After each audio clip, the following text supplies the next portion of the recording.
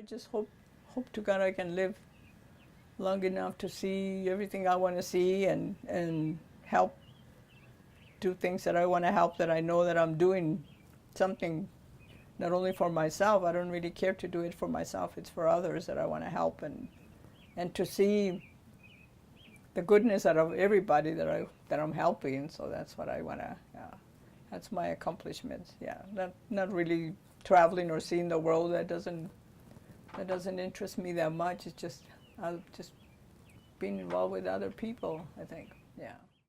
This is a story about my mom. She grew up in a small neighborhood in Santa Fe, New Mexico, on a beautiful setting that had animals and farming. But mostly, this land has the strong presence of God. A chapel, dedicated to Santa Ynez, sits on top of a hill overlooking all of Santa Fe. Today, this shrine continues to accomplish its purpose, and it's the value of community. This community and religious ideology exhibits how my mom lives today. It is all established into one explanation on how to live life. By example, Mom shows how it is to sacrifice your life to others. Yerbabuena growing there. Okay, here I planted a little bit of carrots, and hopefully they'll come out. I need to water here now, see? All along here, and then here I planted squash, cucumbers, and I'm going to put tomatoes over here. I just want a tiny little space here, little garden, because I don't need all that much stuff anymore. Yeah, before we used to plant and yeah, so, but it doesn't seem like nothing's coming out yet, but hopefully, yeah. So I gotta bring my son Isidro out and let him figure out what I'm doing wrong. Yeah.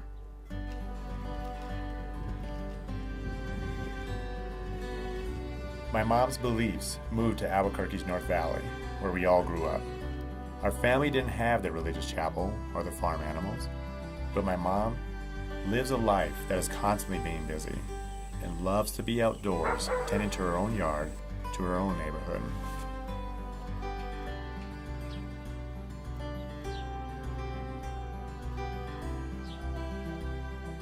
My mom's passion is quilting. She describes quilting as an escape from life's problems, and quilting blends into the idea of giving. As my superhero mom enjoys her hobby, she is president of the North Valley Community Center.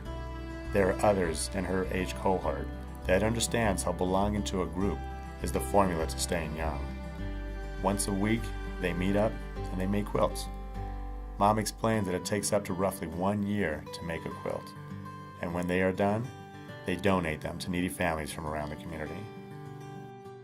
You learn to relate with each other, and it's more like a fun thing. It's a relaxing. I love to sew, and I love to quilt, and I love to be around people that do the same thing I do. So they're familiar with what I do, and it's always neat to sit down and talk to people.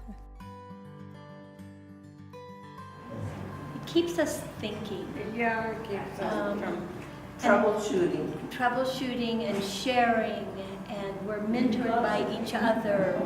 I think just our sense of community keeps us younger, besides our creating. Volunteering in neighborhood quilting is not enough for Mom. She also volunteers 5 days a week at an elementary school.